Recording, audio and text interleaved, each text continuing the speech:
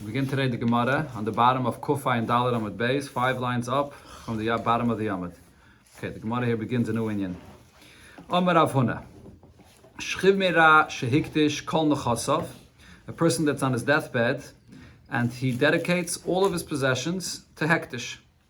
But then afterwards, Va'omar, then he says, Mana Leploine Biyadi, but I owe so and so money. Which means part of what he just dedicated to Hektish will not belong to Hektish, has to be paid to whoever he owes this money to. Neman will be believed when he said this.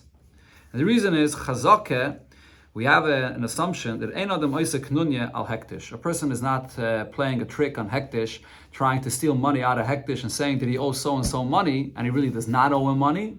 And then maybe he'll go to that person and he'll split with him this money. We're not chayshish a person would do such a thing on the expense of Hektish.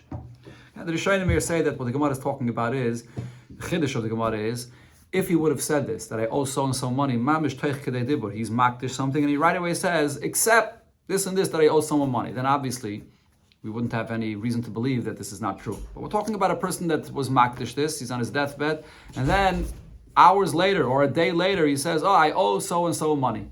But he already gave everything away to Hektish. So here's where we say this svara, that a person doesn't make a kanunya on Hektish, and therefore what he said is true. Mask if Rav Nachman, so Rav Nachman asks on this. Would you suspect a person for wanting to make a knunya to trick money out of his own children? Now, the Rav and Shmuel both said, Shchiv Mira, also a person on his deathbed, Sha'amar, that says, Mana Leploine Biyadi. So his children are the ones that inherit all of his possessions. And he says that I owe so and so money. Now, so Rav and Shmuel both said, Omar Tunu, if he didn't just say I owe so and so money, he added and said and commanded, give him the money, pay him the money, then noisnin, then you have to pay. Loya matnu, but if he didn't say clearly, pay the money, ein noisnin, you don't give this money. Now, what's the reason for this? Alma, we see that the reason for this is Adam Osoi Shaloi Lahazbias Banaf. That when a person says before he passes away that I owe so and so the money, why is he saying it? It's not a proof that what he's saying is true at all. He's saying it because he doesn't want people to think that after he passed away that he's a rich person, now his children have all that money, and people should come and bother his children. And it could be an ayin hara on it also, as the Shainim say. So if he wants to say that, no, I owe so and so money, but it's not necessarily true. That's why a person does this. So if that's the case, so hachanami, in this case as well, why are we believing when this person says that he owed so and so money after he dedicated everything to Hektish? Maybe what happened is, the reason he's saying that I owe so and so money is because he doesn't want to look rich himself. That's why he's saying it, but not that he really owes someone money. So true, he's not trying to make a kanunya against Hektish, but as we see from what Rav and Shmuel said, that a person has another motivation to say this. He doesn't want his children to look rich. In this case, he doesn't want himself that he should look rich. So therefore he's saying that it all belongs to Hektish. Now that he owes someone money even after he dedicated it all to Hektish. Now the Rishonim explain, the comparison of the Gemara is a little hard to understand, because over there, his children doesn't want his children to look rich, and people will come to his children and want to take money from them, or it'll be an ayin hara. But here, for himself, he already gave it all the way to Hektish. Either way, he gave it all away already. So what does he care if he looks rich? Now he's for sure not rich. He gave it away anyways. So the Rishonim explain one or two pshatim. Either the pshat is that this person, that he doesn't want that people should think about his past, that in his past people will think that, oh, this person was always rich. So he doesn't want people to think that even though people may have thought in the past that he was rich, he wants people to know, I wasn't that rich all this time. I had money I was using, but it was really borrowed money. It wasn't my money. Or it's also about the future, because even though he already dedicated everything to Hektish, but we learned earlier in the Masechta, at least according to one opinion, one had an iboya about this, that in the case that this person that's on his deathbed recovers, and then he wants to have charata from this Hektish, he could. Only when, if he passes away, he gave it all to Hektish because he thought he's passing away. But if he recovers, he can retract from it. So therefore, a person is saying that he owes so and so money, so then later, if he is going to retract from this Hektish, he doesn't want people to think that he's rich. So why don't we apply the same svara here? So the Gemara answers, Kika Amar Rav Huna Hasam, when Rav Huna says that after you gave everything for Hektish and you say you owe someone money, that we accept that as true, and that person can collect the money, it's the Nokit Shtara. It's because that lender that you say you owe money to actually has a document. He himself has proof that you owe him money. So so therefore, it's not just you saying so. If he has the star, so then we have proof that you actually owe him the money. Says the Gemara, okay, so now Miklal, if that's the case, so then from this we can understand that Rav and Shmuel, the loy noket shtara. When Rav and Shmuel say that if a person says before he passes away that I owe so and so money, we don't take him serious.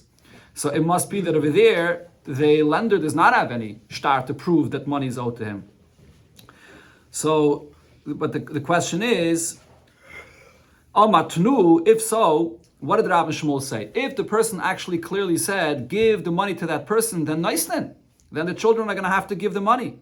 But the question is why? Milva al peh have. If you're saying that the case over here is that there's no shtar, that Rav and Shmuel, so Rav and Shmuel is talking about a case that there's no shtar, right? That's our whole distinction here. Rav Huna is talking about that there is a shtar. And Rav and Shmuel, there's no shtar. So the rule is, what's a rule by the Milva al peh if there's a loan after a person passes away? Rav and Shmuel damri tarvayu, Milva al peh, that a person that there's a loan and it's not documented, you cannot collect this loan, not from inheritors and not from buyers. So if so, over here, how did Rav and Shmuel say that if the person said tnu, go ahead and give it? How did Rav and Shmuel say that you're going to have to pay this? Okay, now the Rashbam over here clarifies that there is another concept. The Gemara could have answered and said that we learned earlier in the Masechta as well, this concept, that there's a concept called mitzvah l'kayim divrei ames. Besides the fact that maybe there is a loan here, maybe there isn't a loan, but, and over here in such a case when it's a milva al peh, usually Rav and Shmuel say the rule is you don't collect the loan, but the very fact that the person commanded before he passed away and said tanu, there's a mitzvah to fulfill what a person says before he passed away. So why don't we apply that over here? And that would be the reason why. If he said it, so you have to fulfill it. So the Rashbam says, when it says here, when this person on his deathbed said tnu, you have to give, it wasn't only when after he passed away. He's supposed to fulfill it right away, even before he passes away. So that shows that we're fulfilling this, not because of this concept of mitzvah l'kayim divrei ames. We're fulfilling this because the fact that he said tnu is a proof that the money is owed, so you have to pay it. But the question is, if there's no milva, if there's no shtar here, so then this is called milva al peh. So you say that this has to be fulfilled whether before he passed away, or rather after he passed away. But after he passed away, we're comparing these two that they have to be fulfilled before and after. Why? It's not because of mitzvah l'kayim divrei ames, because he's saying you have to fulfill it before he passed away or after. But without a shtar, you shouldn't have to fulfill this. So the Gemara explains, Ela Amar Rav Nachman, so therefore Rav Nachman said, Idi vidi de nokat shtara. Rav Huna was talking about a case where this lender has a shtar in his hands. Rav and Shmuel was also talking about a case when this lender has a shtar in his hands. And v'loy kashya, it's not a question. Ho de mekuyim. Rav Huna, when he said that this person was makdish everything, and then he says, I owe someone money, that someone actually has a shtar, a verified shtar in his hands. Therefore you have to pay it. That's what Rav Huna was talking about. Okay, now Tosfos over here explains, if that's the case, what's the chiddush that you have to pay this? A person has a shtar mekuyim, obviously you have to pay. He has a verified shtar. So Tosfos says, because usually there's a rule, anytime you come to collect from Yisayim, even Yisayim that are Gedolim, you have to make a shvuah before you collect anything. That's always the rule. Take from Yisayim, you have to make a shvuah. But in this case, you're not going to have to make a shvuah. That's the chiddush of what Rav Huna is saying. The person said, I owe this money, so you don't have to make a shvuah. Now, and what's Rav and Shmuel talking about? The loy mekuyim. That the person said that I owe so and so money, and that person has a document, but it's not verified. And we know already the rule, we learned in the Masechta so many times, any document that you collect with has to be verified. The signatures have to be properly verified. Now, in such a case, Omar Tnu, if the person dying says, give the money, kaimel ishtare. By saying Tnu, that is considered to be that he just verified the document. He made it clear that this document was written, I borrowed the money, and it's true. Loi Omar Tnu, if he didn't say Tnu, then I say Lekaimul Ishtare. Just saying that I owe so and so money is not enough of a verification for the shtar, because we can say that he only said it for a specific reason. He doesn't want his children to look rich. We can't rely on that to say that this shtar is authentic. But when he said Tnu, he now verified the shtar. He just said give, meaning that yes, I'm not just saying it for my children. I want you to actually pay this because it's true that the money is owed. Omar Rabbe said, Shchiv Mera Shoma Mona Plein B'Yadi. Shchiv Mera said, a person on his deathbed said before he passed away that there's a money that so-and-so has in my hands.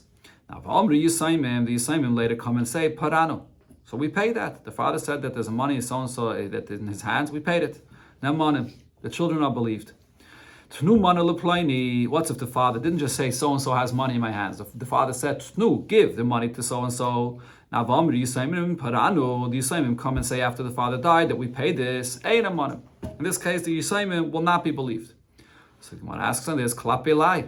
In which direction is this concept going here? It seems it's saying the opposite of what would be logical. Ipche mistavere. Logical to say the opposite. If the father didn't only say, oh, so-and-so has money in my hands, but he said, give it. Even the paska v'ula milsa. Since the father is saying a psak, he's telling them exactly what to do about this. So I can say that the children actually paid it. So if they come and claim later that we actually fulfilled what our father said, they're believed.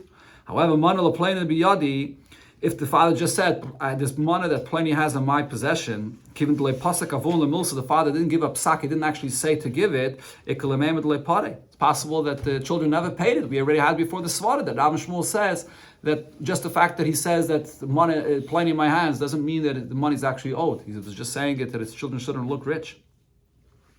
So therefore the Gemara changes the statement of Rabbi. This is how it has to be taught. Shchivmera said that Pliny has money in my hands.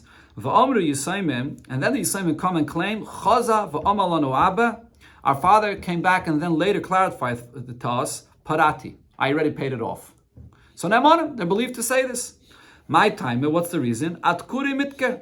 The father remembered that he owed this money, and so before he passed away, he was thinking about his possessions and his money and so on, and therefore, now that he remembered, he went himself and paid it. However, if the father came and said, he said, I owe Pliny money, and the father himself said, pay it for him. And then the Yisayim say, that our father said that he already took care of it, he paid it himself. So then they're not believed, because the pare, if the father himself took care of it, he wouldn't have commanded to his children, to the people around him, to give the money. The fact that he commanded the people around him to give the money, it's because he was relying on them to take care of it. So now if the children say that the father himself took care of it, we don't believe them, we don't rely on what they're saying. Rav had about a Shchiv Mira. Shchiv Mira Shahoide. Shchiv Mira, he's on his deathbed and he admits that he owes someone money. So Mahu, what's the halacha about this? Does he have to say to the people that are around there and that are listening to him, that he have to tell them, you are witnesses to what I just admitted to? Or he does not have to say, that you are witnesses for what I just admitted. The Gemara brought before in the Masechta, when a person admits to something, not necessarily is it taken serious. A person could admit to things sarcastically or for whatever reason, but if he clearly says that I'm admitting to this, and he turns to the people around him and says, this is serious, I want you to witness what I'm saying, so then his admittal is taken serious. So over here, the question is by Shchiv Mira, could we take what he says serious, even without him saying, be my witnesses, or not? I'm still going to explain the Tutz Dadim of the Sibaya. Now further, the Shail is also, Tzarech Sheyayimar Ksuvu, when he admits to this, does he have to say, write what I just admitted to? This is also earlier in the Masechta, it said, when a person admits to something, you don't have permission to go and document this without the person himself saying that this is serious and I want you to document this for this. So by the case of the Shchiv Mira, does the same halacha apply, that he would have to clearly say, I want you to document this? He doesn't have to clearly say himself, I want you to document this. So the Gemara explains regarding the first Ibaya, whether he has to say Atamedai or not. Do I say Adam Mishate B'Shas Mise? Just like the Svara regarding a person B'chlal being Maida, the reason why he has to say Atamedai, because a person can say, I was just fooling around with you. I wasn't serious. And therefore only if he says Atamedai is it taken serious. Do I say the same thing, a person that's on his deathbed, that he can still be fooling around? Oh, Yena the Mishate B'Shas Mise. If the person's on his deathbed and he's saying this, it should be taken seriously, even if he didn't clearly say Atamedai. Basa the Baya had the Pashte, so Rav himself was Paishat the Sibaya. Ein Adam Mishate B'Shas Mise. Person says something on his deathbed, he's not fooling around, even without saying Atamedai, it should be taken seriously. And also regarding the second Ibaya, V'divrei Shchiv Mira, the words of a Shchiv Mira, Kiksuvin or Kimesurin Dami. When a Shchiv Mira says something, it's like it's written, it's like already given over. This is based on what we learned already before in the Masechta regarding a Shchiv Mira, when he says something that Chachamim instituted that it's like a done thing. So over here as well, a person admits to something regarding Hoidah, we apply the same concept and say it's like written and done, and therefore he doesn't, even without saying, we write it down. Okay, here we are. This is the last Mishnah of the Masechta Bava Basra. Zogt Eilige Mishnah Hamalve es Chavere Bishtar. So here, this is the Mishnah that actually tells us the famous halacha that constantly comes up in the Gemara and Shas here in this Masechta regarding two types of loans: a milva that's in a shtar or a milva that's that wasn't documented. So if you lend someone money bishtar with a document, then you can collect from the borrower not only from his money, his possessions that he has, but even from money that he sold, or possessions or properties that he sold off to someone else. Only properties, actually. We're not talking about the selling off to someone else in metaltalin. If he sold properties to someone else, then the lender can collect from that. And now here the Rashbam brings that we pass on like the opinion that says that it doesn't even have to be specified in the shtar. If you don't specify this responsibility that the borrower has, it's called a ta'ah sefer. It's an omission, but if it's documented, that gives the lender the power to collect even from a buyer. But if you borrow money just with witnesses, but it wasn't documented, so then so then the lender can collect from the properties of the borrower, but only from properties that are free, meaning that are in the borrower's possession, not what he sold off. If the lender has a document which is not a regular document with the signatures of Eidim, but it's just the handwriting of the borrower that says, I owe you this and this amount of money. So this is a kind of document that you can only collect from properties that are in the borrower's possession. According to the Rashbam, the reason for this is in order to empower the lender to collect from even these properties mishubadim when they were sold off. You have to have two things. It has to be a shtar and it has to be Eidim. The Gemara will explain when you have Eidim, that creates a koil. It creates a rumor about this. So in this case, the Rashbam holds this kind of document with a ksav yad is a shtar, but it doesn't have the Eidim, so it doesn't create the koil.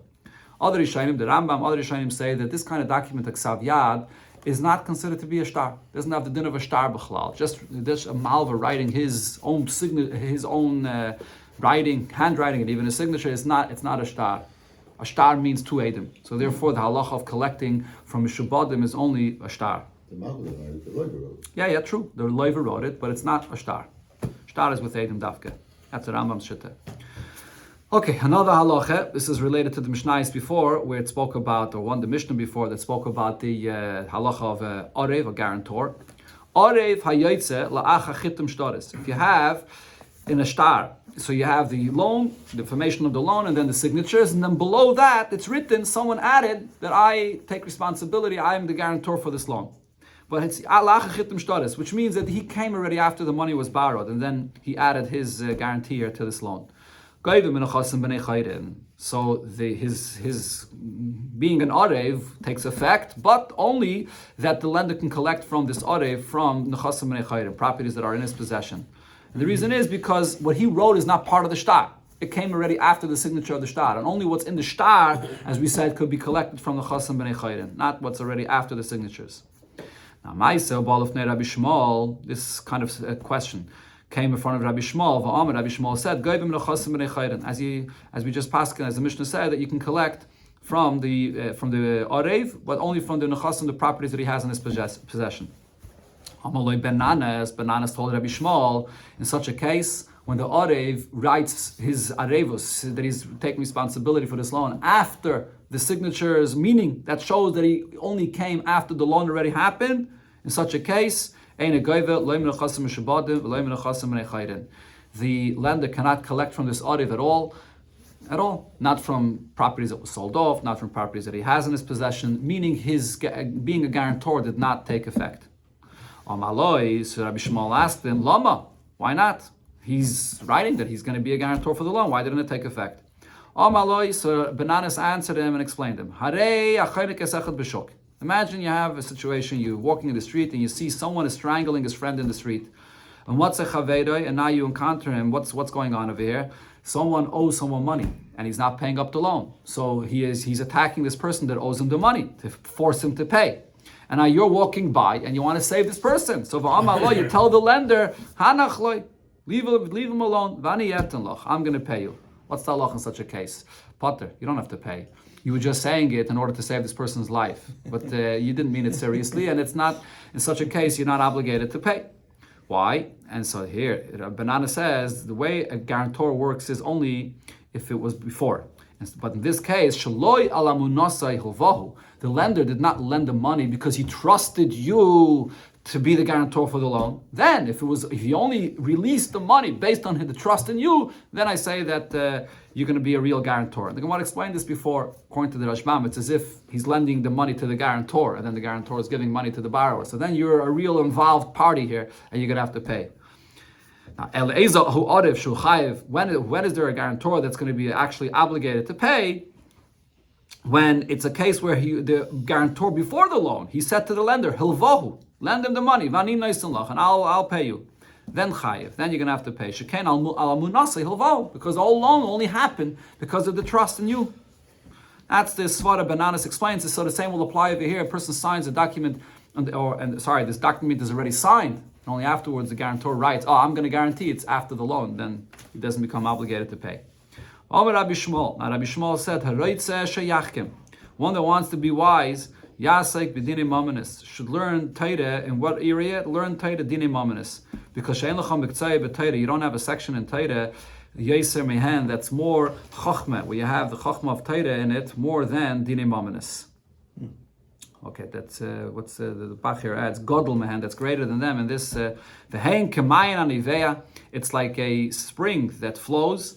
And then he added, now if you want to learn dinei mamanis and know well the svaris of dinei mamanis, Yishamish es Shimon ben Anis. You should or you should learn from Shimon ben Anis. In other words, he was basically praising the svara that Shimon ben Anis said here regarding this distinction, whether you're an Arif before you borrowed the money or after you borrowed the money.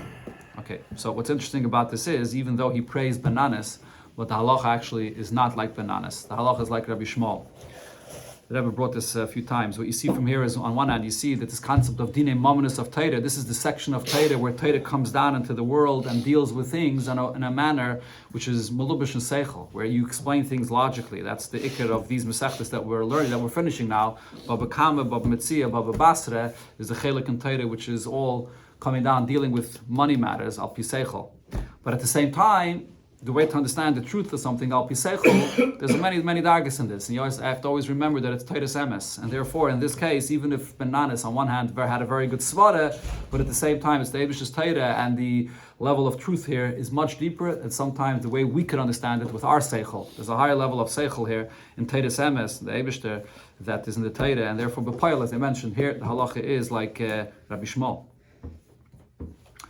Okay, now the Gemara will explain the beginning of the Mishnah, this fundamental difference, the halacha that's always mentioned in Shas, the difference between a documented loan that you can collect from the Chosim Mishubadim and the loan that's a milva pad, not documented, that you can only collect from the Chosim Nechayrin. So what's the basis of this difference? Omar Ule, so Ule said the difference is as follows. Dvar Teire, really mina Teire, echad milva b'shtar, echad milva peh, any loan, whether documented, whether not, there's a lien on the properties, and therefore if there's a lien on the properties, it doesn't matter if the borrower sold it off, there's a real lien there. So the lender could always come and confiscate it even from a buyer. Now my time, what's the reason for this? Because the concept of a lien on a property when you borrow money is minatayra. And the Rashbam here later he brings that the source of this is what it says in the pasuk regarding a mashkin. When a person is not paying up, the pasuk there says that yaitzi elav ha'avayt achutza, that you have to pay a mashkin, even to give a mashkin of any of your objects for the loan that you owe. So from here you see that when you owe money, so it's not just you, the person owes the money, and he has to give cash or pay for whatever he owes. But there's an actual lien on the metaltal and what you own. So some Rishonim actually say that based on that source that the Rashbam says, you see that really minat Torah, the lien is not just on karka, on properties, but it's also on metaltal. Other Rishonim argue and say that no, the lien is only on karka. But it's minat Torah. So therefore, even if you sold it off, minat Torah, you should always be able to collect from a buyer. The Ella matam omru milval pe eine goyve ella min achasim min echayrin. So then why was it said here that a milval pe, if it's not documented, so then you could only collect from the properties that are still in the possession of the borrower? Mishum pseida de lekuchais. Chachamim instituted this, so there shouldn't be a loss to a buyer. If you're going to say that any loan could always be collected from a buyer, even in a case where it's not documented, so how is a buyer supposed to investigate and find out about this? If it's documented and there's Eidim, then there's a koil about this, everybody knows about this. I think Gemara explains it right here now. So, ihachi, if you're saying that we don't want to allow to confiscate from the buyer because it will be a loss to the buyer, so if so, milva b'shtar nami. Why didn't Chachamim institute that the same applies even if there's a documented loan? Why should there be a loss to the buyer? Answers the Gemara, no, Hassan. In that case, these buyers, they brought this loss upon themselves. Before you buy the property, it's something that you can make an investigation about. It's this. People are talking about this. It's documented. But if it's not a documented loan, then a loan is something that people keep private. So if it's not documented, then people don't know about it. But for Rabba says the pshat in this inyan is the opposite. Dvar teire echad milva b'shtar ve'echad milva al peh. That that you cannot collect in any loan, whether it's documented, whether it's not documented, you could only collect from what is in the borrower's possession. My time, what's the reason for this? Shibude lav dairaisa, the entire lien on a property, it's not minatayra at all. That pasuk regarding the mashkin is not speaking about a lien that takes effect from the beginning, from the time of the loan. That pasuk is speaking about when a person is not paying up. So the Torah says you have to give a mashkin. But to say that there's a lien that takes effect on any of the possessions or properties of the borrower when the money is borrowed, no, in Torah there's no such thing. Right? He has a shibud aguf. He has on himself. He has a mitzvah. He has to pay the loan that he owes. Right? And if he does so, now he has to pay with the money that he owes. But there's no shibud. There's no actual lien. The concept of a shibud that the Gemara is talking about over here is it's a certain level of acquisition, a certain level of a kinyan. So according to Ulla's opinion, there's a shibud, meaning when a person borrows money, the lender has a certain level of a kinyan in your properties. That's what a lien really means.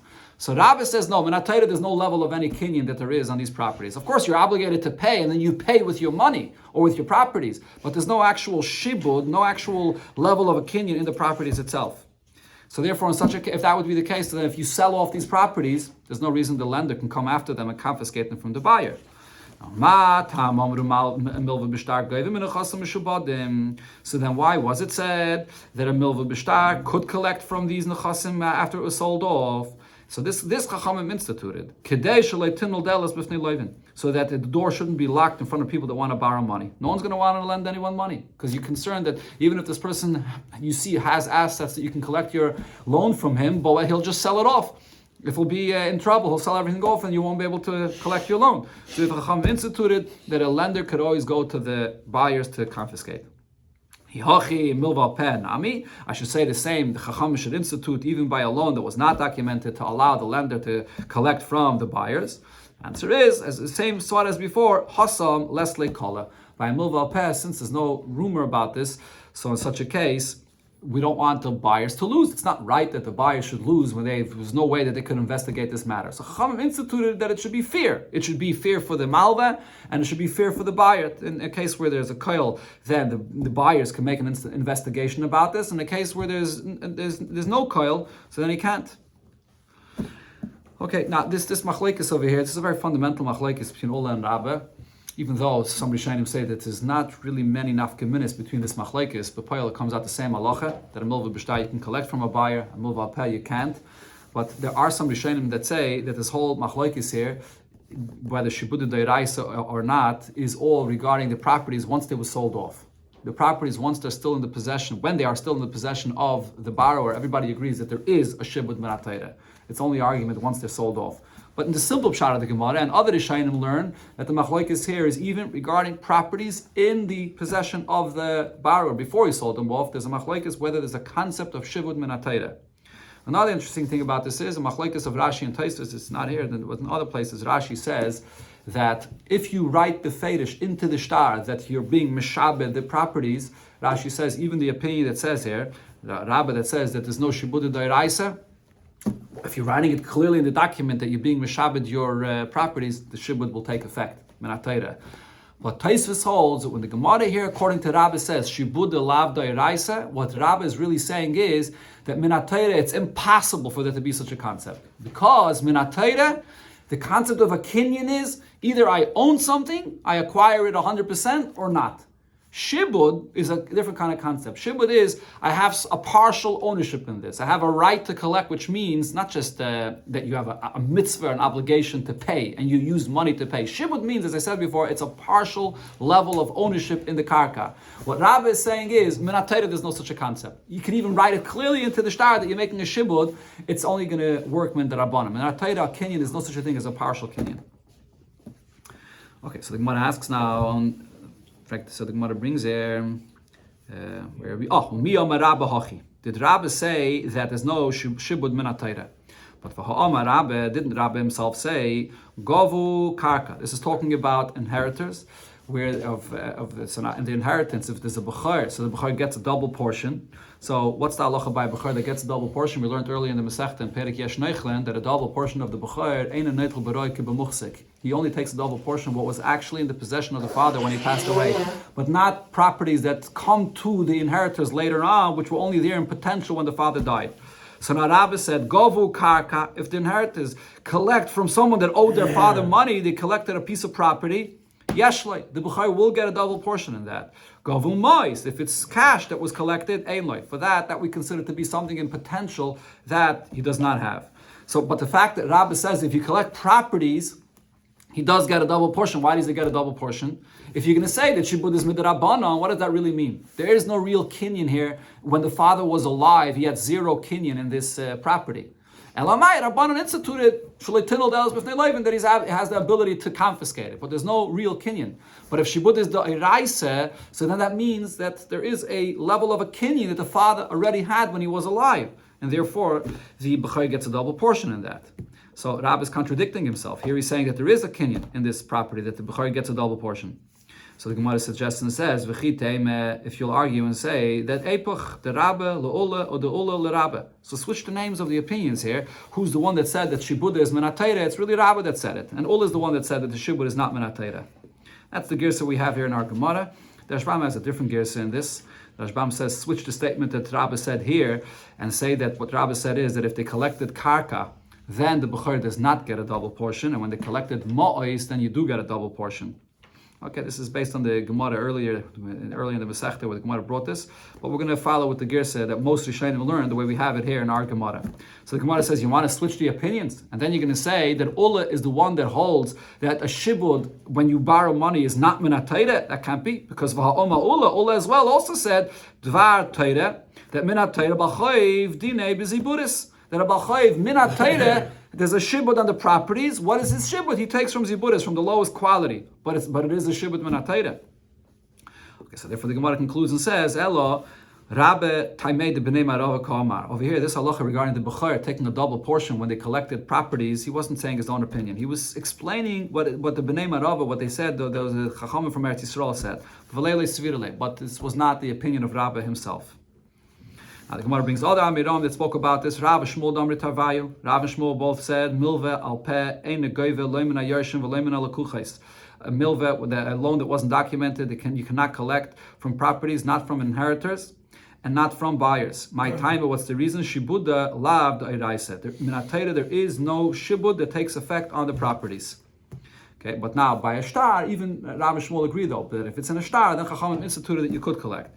Rav Yechim, Rav Shimon ben Lakish, Damri Tavayah, they both said milval peh, geive beimen a yershin beimen a lakuchais, that milval peh could collect from yershin and from lakuchais. My time is shibudu deiraisa, because Minat Torah there is a shibud. And here, according to most Rishonim, Rav Yechim and Rav Shimon ben Lakish, they're not arguing. It says in the Mishnah that that's all Minat Torah, but midrabanan they instituted that milval peh cannot collect unless you have a star. When there's a coil, then the buyer can make an investigation about this matter. Okay, let's just finish this Indian here. The Gemara now brings from a question from a Braisa. Meisvei, the Braisa says the following case: what happens in case a person was digging a pit in the middle of middle of the street, and the person that's digging this pit is inside the pit, digging it. And what happened? A person is traveling there, v'nafal olav shayr. He's traveling with his ox, and the ox falls into this pit with the person digging there, and v'hargai. And it killed the person that was digging this pit in the middle of the Rishus Harabim. Potter. So he's potter for killing him. Who gave you the permission to dig a pit in the middle of the Rishus Harabim? So the fact that you got killed, the Baal HaShayr is not responsible for this. V'loyoy, not only is he not responsible, if this shayr that fell into the pit died, Now, Yershe Balaboy, the inheritors of the one that dug this pit, that now died, now his inheritors, Chayavim L'Shalem. They have to pay for the damage of this ox in this pit.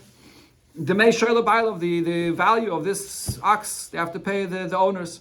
So now, what is the Gemara proving from here? This Braisa, we're saying that the inheritors have to pay for the damage that their father caused. This is no different than a money that's owed that's not documented. Because this is a damage that happens, there's no documentation for this. This is money that the father owed because he caused this damage and now he died, and we're saying the children have to pay. So from here we see that there's a shibud, that because the father owed this money because of the damage, there's a shibud, there's now a lien on the properties, and the children will have to pay with their properties. Amar Rabbi Lo, Amar Rav, B'sha'amad b'din. The case over here is that this person, there was already a din Torah about this when he was alive, and Bezdin already gave out a psak, they documented a psak that he owes the money, and therefore it's saying that the children are going to have to pay. Oh, but the Gemara asks right away, what do you mean? It says here that this person died right away, the ox killed this person inside the pit. So Ravada Barava says it doesn't mean that it killed him right away. Shasoi Treifa, it wounded him very badly, and he didn't die right away. There was a din Torah about this, and later he died. In fact, the Gemara, but in another place it was spelled out clearly that it's not the case that happened to Omer of Nachman, Tani Tana, the Tana, when he taught this, the case here that happened is Meis V'Kovrei, that the ox fell onto this person in the pit, and it buried him there, and he died right away. So there was no din Torah that happened when he was alive. So the Gemara actually says, no, the case of here was Hasam, the Yasvi, the Yane Apume, the Beira, V'Chayvu. That there was a bezdin that was there, right there, available at the opening of the pit. This person was about to die. They immediately made a din Torah, they will mechayev him, and then the children will have to pay. That's why you pay there. But otherwise, it would just be like a money that was owed. It's not documented, and the children would not have to pay.